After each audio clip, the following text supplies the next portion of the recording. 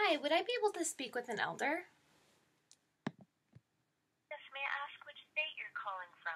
Indiana. Indiana. And just briefly, what's it pertaining so I can better direct your call? I'm just concerned about my daughter. And are you with an English language congregation or Spanish or another? English. English, thank you. One moment, please. Thanks. You're welcome.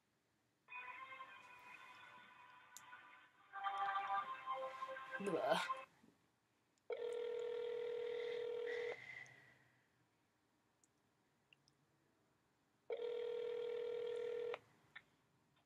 Good afternoon, Service Department. Hi, my name is Linda, and I was calling, I'm not sure if you heard about the whole situation in Michigan with the Stewart family. Okay.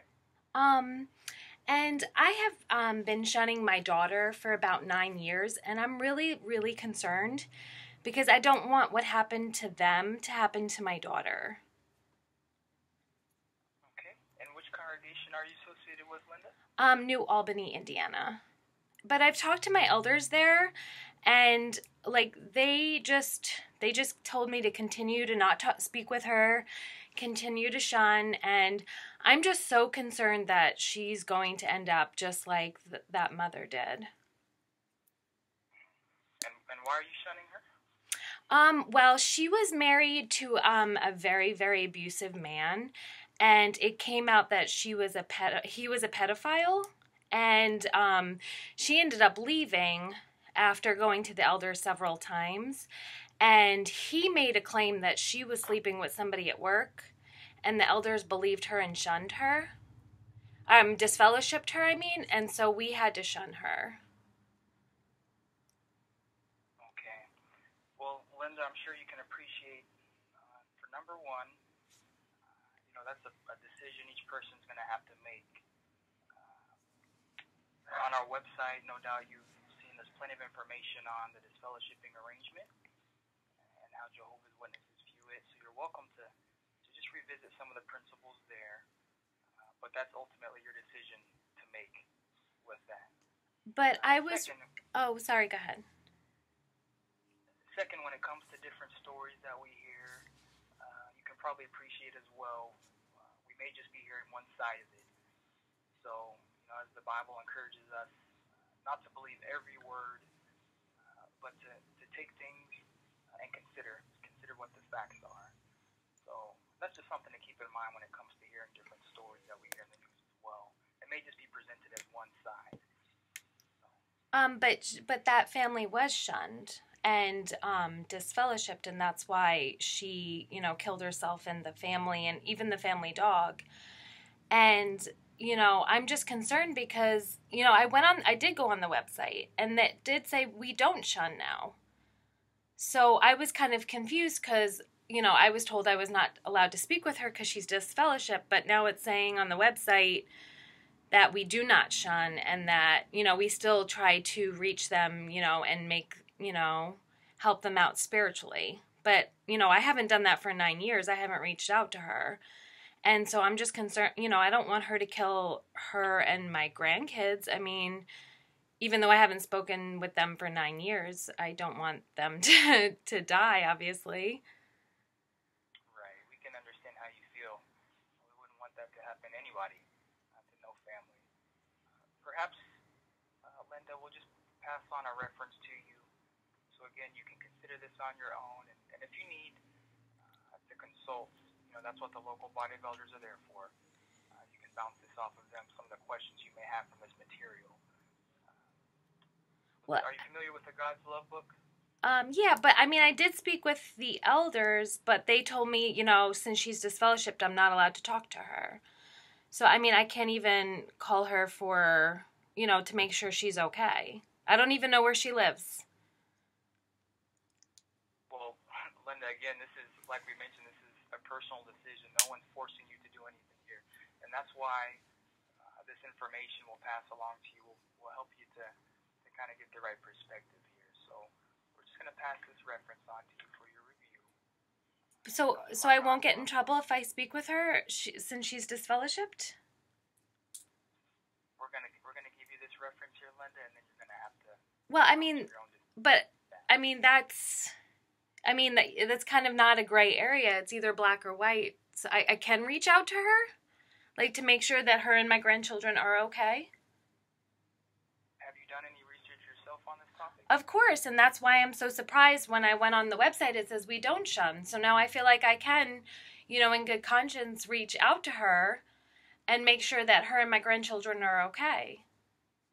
So that is the society's stance. Like, we can reach out to them, because that's what the website says. And where did you look at that specifically? It's I can take a look at it as well. Yeah. If you just go on our website and just Google shunning, it's literally the first thing that comes up. It says we do not shun.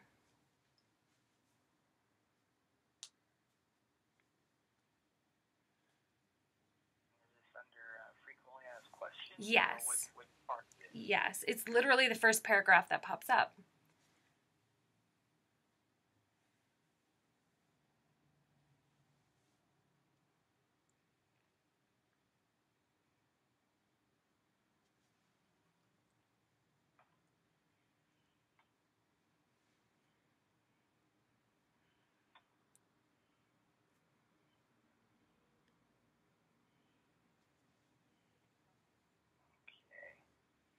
Okay, so this is perfect here.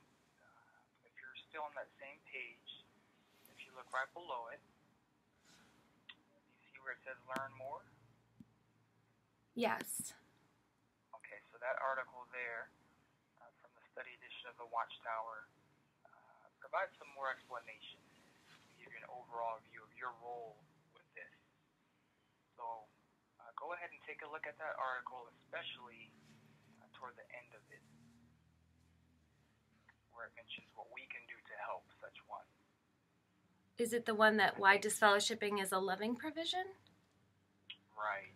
And specifically that last subheading, I think that's going to give you a more well-rounded perspective on the situation. Okay. So, what I'm getting from this definitely is that we do not shun. So that's making me feel a lot better, so I can contact her now. Well, again, that's a decision you're going to have to make, Linda, based on what you read here in this article. Well, I just read we do not shun. So, that's perfect. That makes me really happy. I can continue to speak with her and keep my standing in the congregation and not displease Jehovah. And Linda, we'll mention this as well. When you read that, just make sure you're looking at it objectively.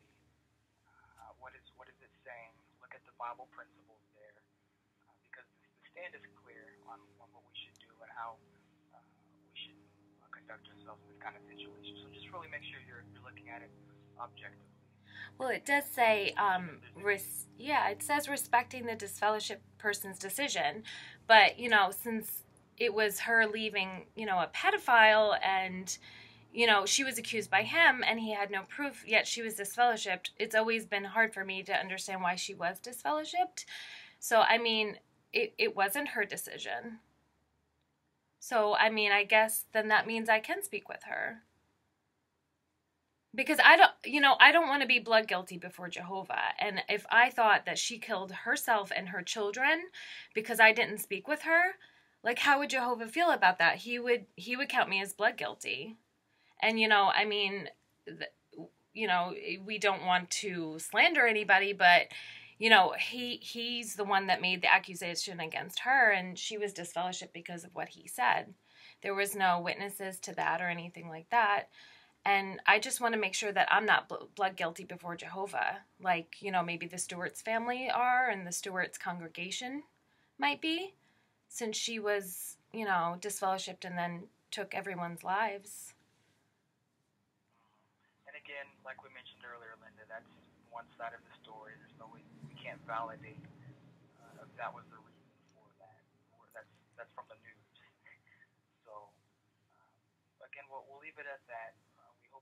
Look at the article, especially the last part of it, and then make your decision based off of that, okay? Okay, well, I'll definitely make my decision off, that we don't shun. So, you made me very, very happy today. So thank you. Okay. I can now speak with her again. Thanks.